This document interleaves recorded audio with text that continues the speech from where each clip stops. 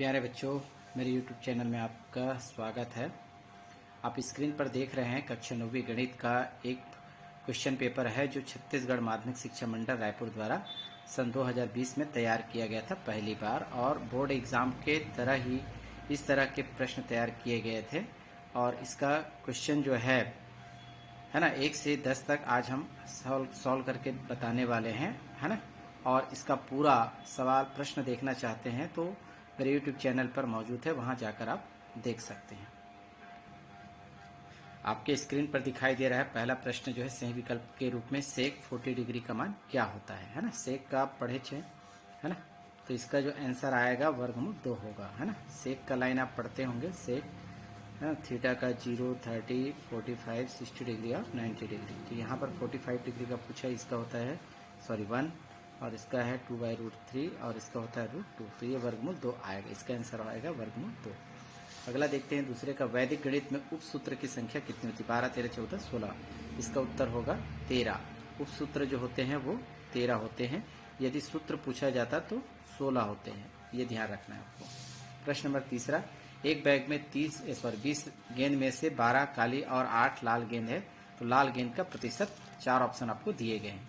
क्योंकि देखेंगे बैग में कितने लाल है ना, गेंद है 20 गेंद है ना। मैं रफ कार्य में बता रहा हूँ, 20 गेंद है ना। ब्लैक कितने हैं? 12 है, और रेड कितने हैं? 8 है। तो आपको 8 गेंद लाल गेंद का प्रतिशत ज्ञात करना है। तो इसको ज्ञात करने के लिए है ना, हम लिखेंगे 8 गेंद है बटा टोटल में से, है ना। 8 गेंद लाल गेंद है और कितने गेंद में से? 20 में, और इसका हम 100 से गुना करेंगे तो प्रतिशत निकल जाएगा। 20 एकम 20, 20 पंचे 100। 8 गुना 4 करेंगे तो आएगा 40%। इसका उत्तर होगा 40%। इसी क्रम में देख पा रहे हैं चौथा प्रश्न, है ना। तीसरा का आंसर तो आपको मिल गया 40%, और चौथे का आंसर देखेंगे, पूछा गया निम्नलिखित में से परिमेय संख्या बताना है। तो आप परिमेय संख्या कैसा होता है आपको पता होगा। ये अंक जो रहते हैं ना इस तरह से, 2 है, 3 है, 4 है, ये क्या कहलाते हैं? आपका परिमेय संख्या कहलाते हैं। लेकिन ये सभी वर्गमूल में दिया गया है, तो इस तरह से कैसे ज्ञात होगा? देखो, वर्गमूल 2 को तो सॉल्व नहीं किया जा सकता, वर्गमूल 3 को भी सॉल्व नहीं कर सकते। वर्गमूल 4 बराबर हम क्या लिखते हैं? 2 लिखते हैं। इसका मतलब 2 लिखेंगे, वो क्या होगा? आपका परिमेय संख्या होगा। तो ऑप्शन तीसरा यानी कि वर्गमूल 4 क्या है? परिमेय संख्या है। इसी प्रकार इसका अंतिम प्रश्न दिया है ना, पांचवा प्रश्न, एक्स स्क्वायर का गुणांक इस बहुपद में पहचाना है। एक्स स्क्वायर यहाँ पर है, एक्स स्क्वायर का गुणा किससे हुआ है? 2 से। तो उत्तर क्या हो जाएगा? 2 होगा। इसके बाद रिक्त स्थान के 5 प्रश्न आप स्क्रीन पर देख पा रहे हैं। पहले प्रश्न को हम देखते हैं सबसे पहले, है ना। a⁴ बटा a⁴। इसका मान क्या होगा? सिंपल है, आपके पास a⁴ a⁴ दिया गया है, तो a⁴ -3 ये फार्मूला लगता है कैसा वाला? a⁴m बटा a⁴n बराबर होता है a⁴m-n। इन दोनों घात को अंतर करेंगे, 7 में 3 घटाएंगे तो कितना आएगा? 4। तो ये वाला आंसर आपका होगा पहले का आंसर। दूसरा प्रश्न देखें, सेक स्क्वायर थीटा -1 का मान खाली स्थान होता है। इसका मान होता है tan स्क्वायर थीटा। फार्मूला है ज्यामितीय सूत्र, है ना। ऐसा फार्मूला पढ़े होंगे आप, 1 + tan square theta = sec square theta. इन दोनों का मान दिया है तो क्या आ जाएगा? tan स्क्वायर थीटा आएगा। तीसरा दिया है 3x + 5 = 14 समीकरण के रूप में। इसका हल क्या होगा? बहुत सिंपल है, 3x + 5 = 14, है ना। तो 3x बराबर 5 का पक्षांतर कर दे, 14 ऋण 5 के रूप में चला जाएगा। 3x बराबर 14 में 5 घटाएंगे 9 बचेगा, तो x का मान ज्ञात करेंगे तो 9 बटा क्या होगा? 3। तो 3 एकम 3, 3 तिया 9, तो x का मान क्या आएगा? 3 आएगा। तो यहाँ पर आप उत्तर लिखेंगे, तीसरे का उत्तर 3 लिखना है। चौथा दिया गया है, 2 त्रिभुज सर्वांग सम होते हैं जब उनकी खाली स्थान और खाली स्थान संगत कोण के माप के बराबर होता है। सर्वांग सम होने के लिए 2 चीजें होनी चाहिए। पहला तो होना चाहिए संगत भुजा बराबर, ध्यान देंगे, संगत भुजा बराबर होनी चाहिए, और संगत कोण ये बराबर होने चाहिए। कोण दिया गया है तो आप लिखेंगे आंसर में संगत भुजा। तो चौथे का आंसर लिखेंगे संगत भुजा। लास्ट देखते हैं, किसी वृत्त की त्रिज्या उसकी व्यास की खाली स्थान होती है ना। त्रिज्या क्या होती है? व्यास का खाली स्थान। तो व्यास बराबर आपको पता है, व्यास बराबर क्या होता है? 2 गुना त्रिज्या होती है। तो त्रिज्या क्या होती है? 2 गुनी होती है, 2 का से गुना किया गया। तो पांचवे का आंसर क्या लिखेंगे? 2 गुनी होती है, ये आप लिखेंगे। आपके स्क्रीन पर फिर से पुनः दिखाई दे रहा है प्रश्न पहला का खंड सा, सत्य और असत्य आपको ज्ञात करना है। 5 प्रश्न है ना, एक एक नंबर के। तो देखिए, सबसे पहले प्रारंभिक रूप से उद्देश्य विशेष को लेकर एकत्रित किए गए प्रेक्षण आंकड़े कहलाते हैं। बिल्कुल सही है, लास्ट चैप्टर का है ये, आंकड़ों का विश्लेषण का। दूसरा है समांतर चतुर्भुज के सम्मुख कोण बराबर होते हैं, बिल्कुल होते हैं, तो ये आपका आएगा सत्य, है ना। समांतर चतुर्भुज इस तरह से हम बनाते हैं, है ना, तो इसके और इसके कोण क्या होते हैं, आमने सामने के कोण हमेशा बराबर, इसके ये वाला कोण और ये वाला कोण आमने सामने बराबर होते हैं, इसलिए भी सत्य, ये भी सत्य। घनाभ में 8 फलकें होती है, चूंकि आप जानते हैं लूडो हो या फिर टूथपेस्ट का डिब्बा घनाभ की आकृति का होता है, तो इसमें कितनी फलकें होती है, 6, इसलिए तीसरा का आंसर क्या होगा, असत्य होगा, यानी गलत होगा। किसी त्रिभुज में 2 कोण अधिक कोण हो सकते हैं, बिल्कुल ये तो संभव ही नहीं है ना, तो ये चौथा का क्या हो जाएगा, असत्य होगा। किसी भी त्रिभुज में 2 कोण अधिक कोण नहीं हो सकता, इसलिए ये गलत है। समबाहु त्रिभुज में सममित रेखाओं के 3 अक्ष होते हैं, है ना। समबाहु त्रिभुज ऐसा है, इस तरह से, है ना, इसके अक्ष बनाएंगे तो 3, इसको इस तरह से फोल्ड करेंगे तो दोनों, है ना, बराबर होंगे, ये भी बराबर होगा, इस तरह ये भी बराबर, 3 होंगे, तो 5वां का उत्तर क्या हो जाएगा, सत्य होगा। आइए हम कंटिन्यू प्रश्न को सॉल्व करते हैं। प्रश्न नंबर दूसरा दिया गया है, ए का मान और बी का मान दिया गया है, ए है ना ऋण बी, यानी ए में बी को घटाना है। आप लिखेंगे ए बराबर, है ना, 5 वर्गमूल 3 धन 7 वर्गमूल 5, और बी का मान दिया है 3 वर्गमूल 5 धन 7 वर्गमूल 3। यहाँ पर ए ऋण बी लिखना है, तो ए का मान रख देंगे 5, है ना, 5 वर्गमूल 3 धन 7 वर्गमूल 5, बीच में क्या है, ऋण चिन्ह है, ऋण है, तो बी का मान लिखना है, फिर इसे आप कोष्टक में रखेंगे, 3 वर्गमूल 5 धन 7 वर्गमूल 3। अब क्या करेंगे, कोष्टक को ओपन करेंगे तो 5 वर्गमूल 3 धन 7 वर्गमूल 5 ऋण, ये है ना, ये दोनों प्लस में है तो माइनस से गुना करेंगे, दोनों माइनस हो जाएगा, 3 वर्गमूल 5 ऋण 7 वर्गमूल 3। आप यहाँ पर देखेंगे वर्गमूल 3 वाला और वर्गमूल 3 वाला, ये इसकी जोड़ी बनेगी, तो यहाँ पर 5 वर्गमूल 3, इसको हम पहले लिखते हैं 7 वर्गमूल 3, वर्गमूल 5 की जोड़ी एक जगह लिख सकते हैं, तो 7 वर्गमूल 5 ऋण 3 वर्गमूल 5, इन दोनों को यहाँ पर लिखा गया है। अब क्या करेंगे, इन दोनों में संक्रिया हो सकती है, क्या संक्रिया होगी, प्लस है माइनस है। अब देखेंगे 5 वर्गमूल 3 में 7 वर्गमूल 3 घटाना है, तो 5 में 7 नहीं घटेगा, तो नहीं घटेगा तो क्या लगाएंगे, माइनस।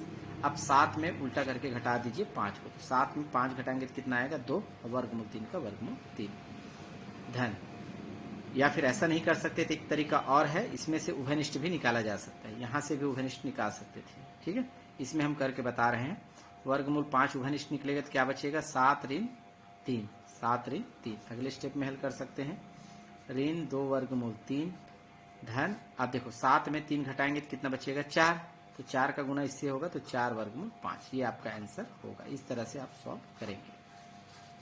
अगला देखते हैं प्रश्न नंबर तीसरा, लिखा है समीकरण को हल करना है, ठीक है, बहुत छोटा सवाल है ये, त्रिकोणमिति चैप्टर का है, तीसरे का सवाल।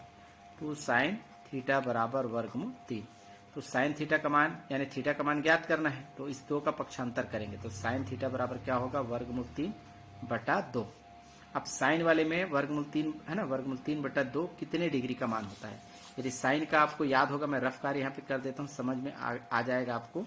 0 डिग्री का मान 0 होता है, 30 अंश, 45 अंश, 60 अंश और 90 अंश का मान ज्ञात होना चाहिए। इसका मान होता है 1 बटा 2, फिर 45 अंश का मान 1 बटा वर्गमूल 2, और 60 अंश का मान होता है वर्गमूल 3 बटा 2, और लास्ट 90 अंश का मान होता है 1। हमको क्या ज्ञात करना है, वर्गमूल 3 बटा 2 किसका मान है, तो वर्गमूल 3 बटा 2 किसका मान होगा, 60 अंश का मान होगा। यहाँ पर लिखेंगे साइन थीटा बराबर साइन 60 अंश, तो साइन और साइन क्या हो जाएगा, कट जाएगा, तो थीटा बराबर क्या आएगा, 60 अंश, ये आपका आंसर होगा। इस तरह से आपको बनाना है। चलिए देखते हैं चौथा प्रश्न। इसी तरह से उस वृत्त का क्षेत्रफल ज्ञात करेंगे जिसका व्यास 14 सेंटीमीटर दिया गया है ना, यानी कि आपको दिया गया है वृत्त का व्यास बराबर 14 सेंटीमीटर। चूंकि व्यास का सूत्र हम जानते हैं 2r होता है ना, और ये 14 सेंटीमीटर, तो हम इससे त्रिज्या ज्ञात होगी, r बराबर 14 बटा 2 हो जाएगा, और काटेंगे तो आएगा 7, तो 7 सेंटीमीटर क्या कहलाएगी, इसकी त्रिज्या कहलाएगी। ये आ गया।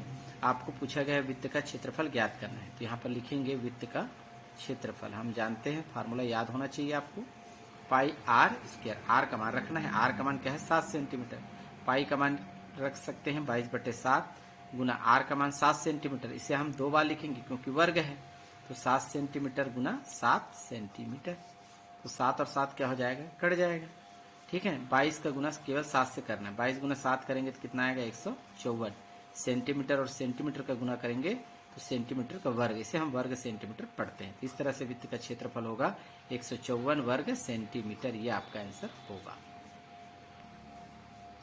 अगला प्रश्न देखेंगे, बहुत छोटा प्रश्न है। अंग्रेजी अक्षर लिखेंगे जिसमें घूर्णन समिति होगी, है ना, यानी कि घुमाने पर भी हमको वही आकृति पुनः प्राप्त हो जाएगी। ऐसे अंग्रेजी अक्षर आपको लिखना है। जैसे एक्स है, इसको किसी भी दिशा में घुमाएंगे गुना के रूप में ही दिखाई देगा। इसी प्रकार ओ है ना, ये दोनों ऐसे हैं जो अंग्रेजी के अक्षर है जिसको घुमाने पर हमको घूर्णन समिति प्राप्त होगी। अगले क्रम में देखते हैं प्रश्न नंबर 6, छठवां प्रश्न। घन का संपूर्ण पृष्ठ 150 वर्ग मीटर दिया गया, इसका आयतन ज्ञात करना है। ठीक है, तो सबसे पहले लिखेंगे घन का संपूर्ण पृष्ठ, ये है 150 वर्ग मीटर। इसको हम शॉर्ट अंग्रेजी में इस तरह से लिख सकते हैं, वर्ग इसको पढ़ते हैं, इसको मीटर पढ़ते हैं।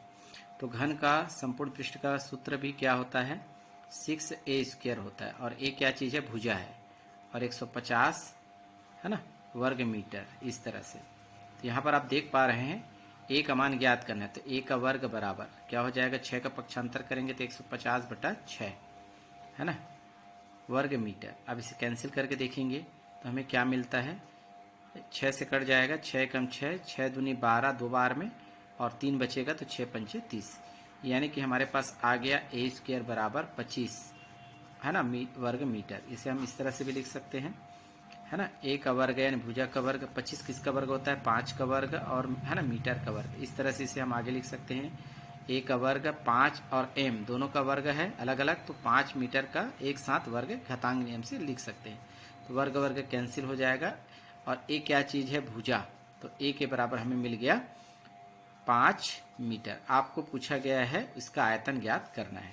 तो आयतन का सूत्र क्या होता है, यहाँ पर लिखेंगे घन का आयतन। तो घन का आयतन का सूत्र होता है a³ त्रिघात, तो a का मान कितना है, 5 मीटर, 5 मीटर का त्रिघात, तो 5 मीटर का त्रिघात यानी 3 बार आप इसे गुना करेंगे, 5 गुना 5 गुना 5, और मीटर का 3 बार गुना करेंगे तो मीटर का त्रिघात होगा। इस तरह से यहाँ पर 5 5 5 का गुना करेंगे तो 125 आएगा, और इसे हम पढ़ते हैं 3 को घन, तो घन मीटर पढ़ा जाएगा। तो इसका आंसर होगा 125 घन मीटर, ये आपका आंसर होगा घन का आयतन का। ठीक है, अगला प्रश्न है प्रश्न नंबर 7 देखेंगे, है ना, ऊर्ध्व तिर्यक विधि का प्रयोग करके इसे गुना करना है। इसका हम वीडियो पहले भी बना चुके हैं, देख सकते हैं आप। 56 गुना 82 ऐसा दिया गया है, इसका गुना करना है। तो इसको ऊर्ध्व तिर्यक विधि में कैसे किया जाता है, लिखने का तरीका बताया गया है। 56 को पहले लिखें, फिर नीचे में 82 को 6 और 2 इसके साइड में लिखेंगे, इसके साइड में लिखेंगे 5 और 8। ये होता है ऊर्ध्व, ये ऊर्ध्व होता है, ये तिर्यक कहलाता है, इसलिए ऊर्ध्व तिर्यक विधि।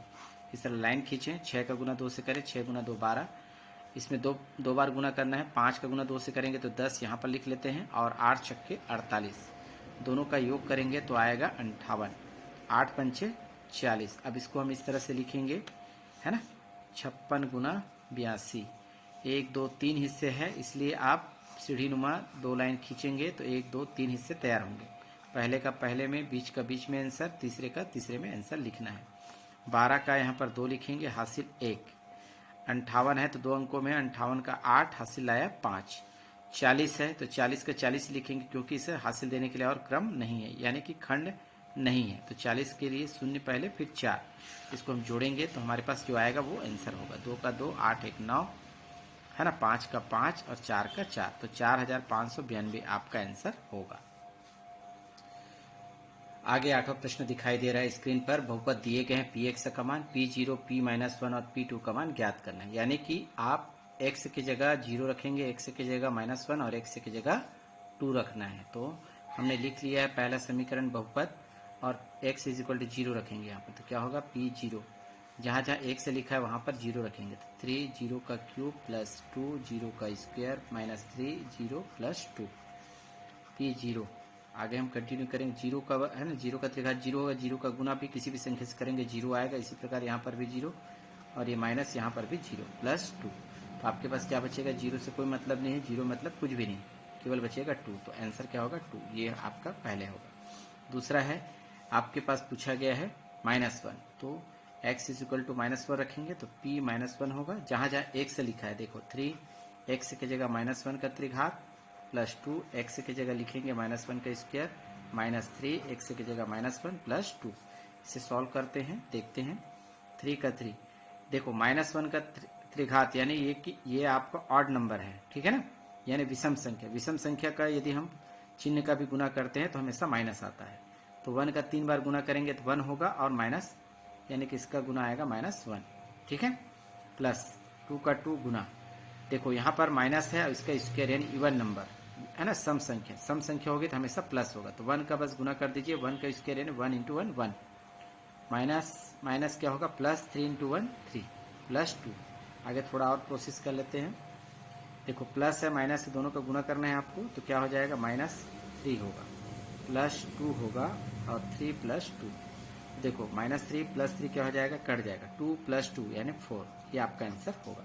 लास्ट बचा है P2 यानी x इक्वल टू 2 रखने पर तो क्या हो जाएगा हमारे पास, देखेंगे यहाँ पर 2 रखना है x के स्थान पर, 3 2 का क्यूब प्लस 2 का 2 रहेगा, और x के स्थान पर 2 का स्क्वायर माइनस 3 x के स्थान पर 2 प्लस 2।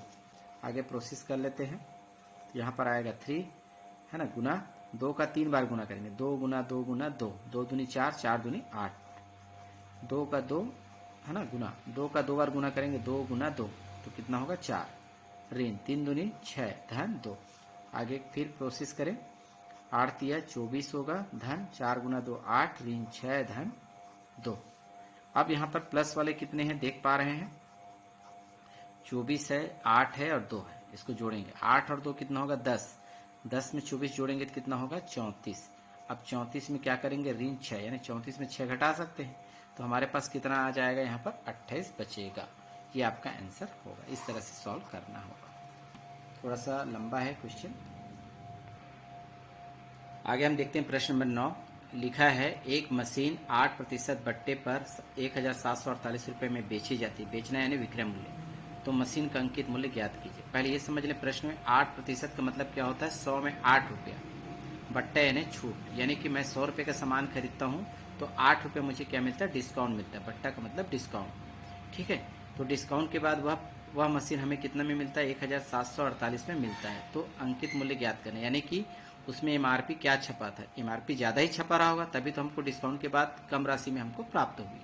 तो सबसे पहले हमें यह लिखना पड़ेगा कि माना कि, है ना, यहाँ पर दिया गया है, माना कि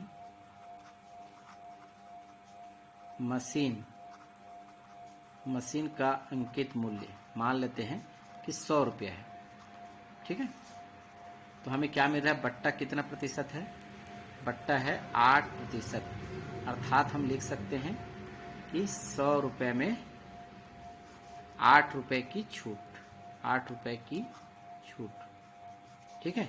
तो विक्रय मूल्य क्या हो जाएगा फिर, विक्रय मूल्य यानी बेचने का मूल्य, विक्रय मूल्य यानी 100 में 8 रुपये डिस्काउंट मिल रहा है, तो 100 में 8 घटाएंगे तो 92 रुपये में खरीदा गया, यानी कि उसको 92 रुपये में बेचा गया। दुकानदार मान लो जाए उस मशीन का मूल्य 100 रुपये होता है और 8% डिस्काउंट देता है, तो उसे कितने में बेचा जाता है, 92 रुपये में बेचा जाता है।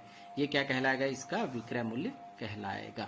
तो इसी पर आधारित ये प्रश्न है। तो हम चूंकि जबकि यहाँ पर जमा करके लिखेंगे, है ना, अब इसको उल्टा कर दीजिए, 92 को उल्टा करेंगे, यानी कि 92 रुपये विक्रय मूल्य पर, है ना, विक्रय मूल्य पर मशीन का अंकित मूल्य, मशीन का अंकित मूल्य, है ना, 92 रुपये विक्रय, है ना, विक्रय मूल्य पर बेची जाती है। तो उस समय मशीन का अंकित मूल्य कितना है भाई, 100 रुपये है, यानी कि 100 रुपये वाली वस्तु को हमने कितने में खरीदा है, 92 रुपये में। उल्टा करके इसको लिख रहे हैं। जबकि अब मान लो जाए 1 रुपया होता है, 1 रुपये पर अंकित मूल्य कितना होता है, चूंकि ये राशि इससे कम है तो कम के लिए क्या करते हैं, भाग देते हैं।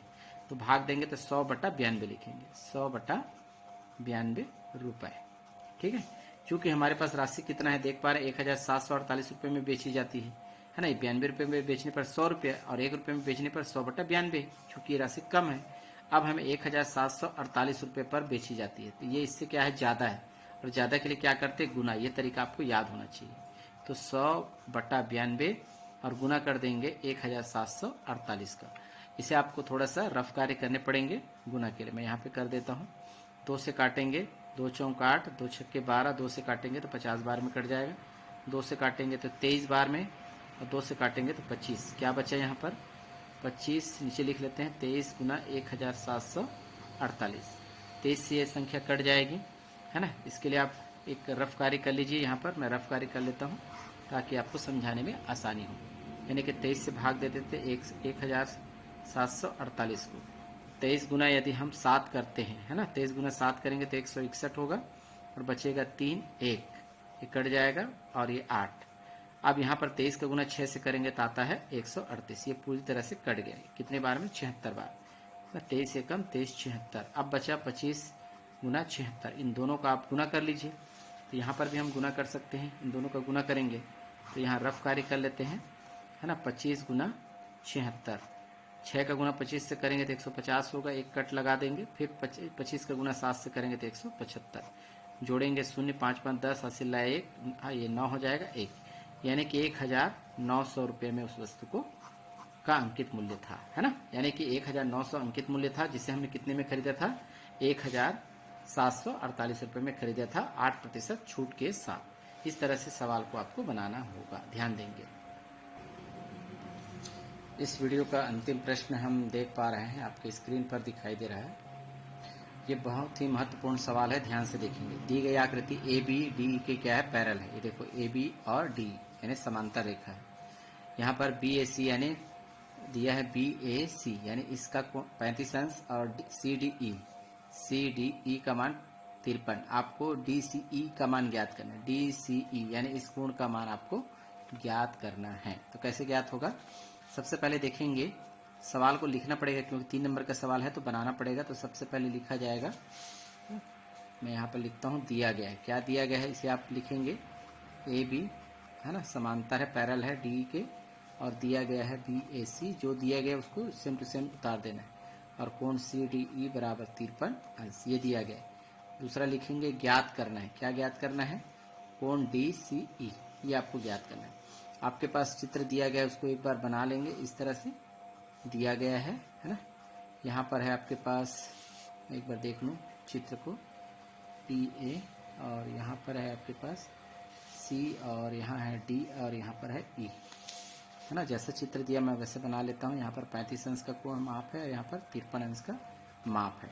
इस कोण का मान आपको ज्ञात करना है। तो ध्यान देंगे, जब पैरेलल होता है ये वाला, तो ये कोण और ये कोण क्या होता है? बराबर होता है ना, अंतः एकांतर कोण के नियम से। तो यहाँ पर जितने अंश का कोण बनेगा यहाँ पर भी उतने अंश का कोण बनेगा। तो यहाँ पर लिख सकते हैं कि कोण, है ना, बी ए सी 35 अंश है, और ये किसके बराबर होगा? ये वाले कोण के, ई कोण के बराबर। ई को बीच में लिखेंगे, सी ई या डी ई सी लिख सकते हैं। कोण डी ई सी के बराबर होगा, यानी कि ए कोण का मान जितना होगा उतना ही ई कोण का मान होगा। किसके कारण होगा? कारण को भी बताना पड़ेगा, एकांतर कोण के कारण होगा। ठीक है, इस कोण का मान हमको कितना मिल गया? यहाँ पर 35 अंश मिल गया, लिख सकते हैं। अब देखेंगे यहाँ इस कोण का मान ज्ञात करना है। तो ये त्रिभुज है, कौन सा? C D E. तो यहाँ पर लिखेंगे त्रिभुज सी डी ई में तो तीनों कोणों का योग कितने अंश के बराबर होता है? 180 अंश के, यानी कि कोण सी प्लस कोण डी प्लस कोण ई के बराबर होता है 180 अंश। हम जानते हैं कोण सी का मान ज्ञात करना है, ठीक है ना। कोण सी को सेंटर में लिखेंगे तो क्या लिखेंगे? डी सी ई लिख सकते हैं ना, इसको D C E plus D का मान कितने अंश का है? 53 अंश, प्लस ई का मान कितना है? 35 अंश, बराबर 180 अंश। इस तरह से कोण डी सी ई प्लस इन दोनों का योग करेंगे तो 3 5 8, 5 3 8। तो इस तरह से 180 अंश ये है, और इसका हम पक्षांतर कर देंगे आगे। कोण डी सी ई बराबर 180 में घटाएंगे 88 को यहाँ पर, तो घटा दीजिए। तो हमारे पास क्या बचेगा? यहाँ पर रफ कार्य भी कर लेते हैं। 180 में 88 घटाएंगे, घटाने भी आना चाहिए आपको, नहीं आ रहा है तो अलग से सॉल्व जरूर करें, है ना। 10 में हाथ से, है नहीं घटेगा तो फिर 10 होगा, 10 में 8 घटाएंगे 2 हासिल देंगे, फिर 18 होगा, 18 में 9 घटाएंगे तो 9। तो इस तरह से कोण डी सी ई बराबर आएगा 92 अंश। ये आपका आंसर होगा। इस तरह से आपको सॉल्व करना होगा। यदि वीडियो अच्छी लगे तो आप इसे चैनल को सब्सक्राइब कर लीजिए, अपने दोस्तों के पास से अवश्य करें, कमेंट तो अवश्य करना है आपको। धन्यवाद।